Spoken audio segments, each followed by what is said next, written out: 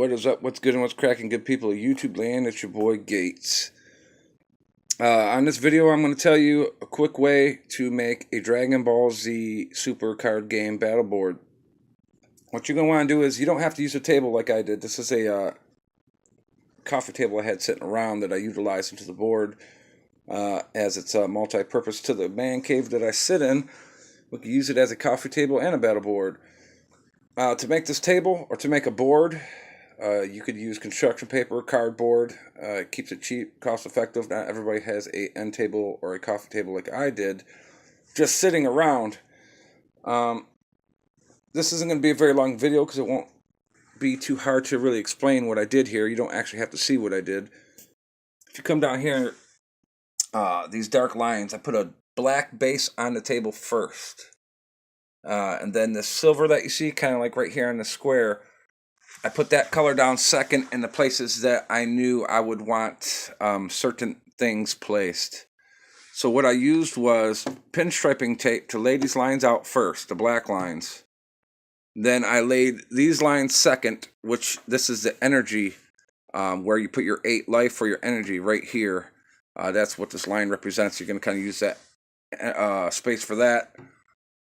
So you're going to do that second and third. I laid out the leader spots where you put your leader cards right there and right here. I just used big square stickers that I had laying around that was roughly the same size as the cards. And then I put those down third. Next, what I did is I painted a little bit of the silver on right here that you see. The silver for this, the silver for the line, all the silver you see in the faded background. And I kind of went heavy in these spots right here with the leader areas, and I kind of just did like a perimeter, kind of mostly on the outside edges, which would give me this kind of faded look here, to really kind of show the separation of the boards.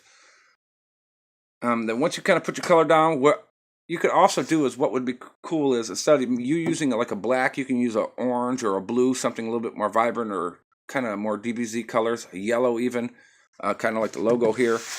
And your lines could be colors. It could be orange, blue, red, yellow, and I think that would look pretty cool. When I made this table, I was thinking of Capsule Corp and kind of how they have some of their little designs for their things, and that's kind of how I came up with this table.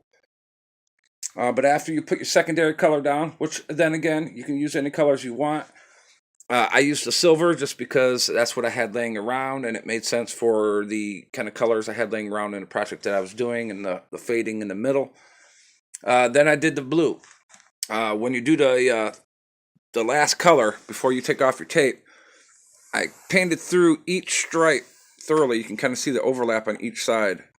And then I more or less did the border of the table. I kind of came through and came really heavy on the border. Almost like the silver even, kind of overlapping a little bit, coming through the middle. You can see how thick I came through the middle on either side. Once I did that, and the paint wasn't 100% dry, I wanted it to be kind of tacky still. I peeled off the one I put here second, because it will overlap this, and it will overlap that. That's why you see this gap here.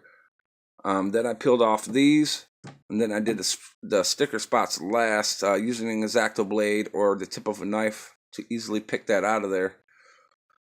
And then when I did that, the table looked like this, after laying down the colors in the order in which I had just explained to you. And then once I did that, I put these decals on, just to kind of give the game, or the board, an aesthetic feel. I don't know, I guess make it look a little bit more dolled up instead of just a painted table. And this gives you one side of the battle board here, which is the side I like to play, and then the partner on my channel, the Beef, will play this side of the table.